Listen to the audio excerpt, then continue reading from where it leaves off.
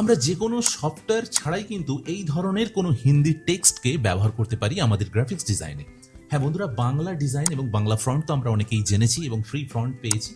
আপনারা যারা হিন্দি টেক্সট বা টাইপের ওপর আপনারা এই ধরনের ডিজাইন ক্রিয়েট করতে চাইছেন, তো চলুন কিভাবে আপনারা ডিজাইনের ওপর এই ধরনের টেক্সট ক্রিয়েট করবেন। তো প্রথম আপনারা গুগল ট্রান্সলেটর অনেকেই জানেন, আমার বাংলা টেক্সটের ক্ষেত্রে যেটা দেখানো হয়েছে, তো এই ট্রান্সলেটরটি খুলে নেবেন এবং এখানে সাপোজ আপনি ধরুন লিখতে চাইছেন শ্রীরাম, এবং যখন এইটা লেখা হয়ে যায় আমাদের ন্যাচারালি সাইডে ইংলিশ শ্রীরাম চলে আসে। তো এখানে আপনাদের বাংলা থাকতে পারে, হিন্দি থাকতে পারে, বাট এই জায়গাটায় চলে যাবেন, এই অ্যারো কিতে ক্লিক করার পর আপনারা চুজ করে নেবেন হিন্দি, অর্থাৎ এখান থেকে হিন্দি চুজ করে নেওয়ার পর আপনারা কিন্তু এখানে হিন্দিতে জয় শ্রীরাম লেখাটা হয়ে যাবে। এবার এই জয় শ্রীরাম বা শ্রীরাম আপনার যে টেক্সটটি আপনি ইউজ করতে চাইছেন আপনার ডিজাইনে, সেটিকে জাস্ট এখানে ক্লিক করুন এবং কপি করুন এবং ক্রোম ব্রাউজারে চলে যাবেন। এখানে লিখবেন কূর্তিদেব ইউনিকোড বা কূর্তিদেব কনভার্টার। এই এখানে দেখবেন ইউনিকোড টু কূর্তিদেব কনভার্টার বলে এই অপশনটি আছে, এটাতে ক্লিক করবেন। সাপোজ এই ধরনের একটা পেজ ওপেন হয়ে যাওয়ার পর আপনাদের যে কপি করা যে শ্রীরামটি ছিল সেটিকে আপনারা এখানে পেস্ট করবেন। তার আগে আপনারা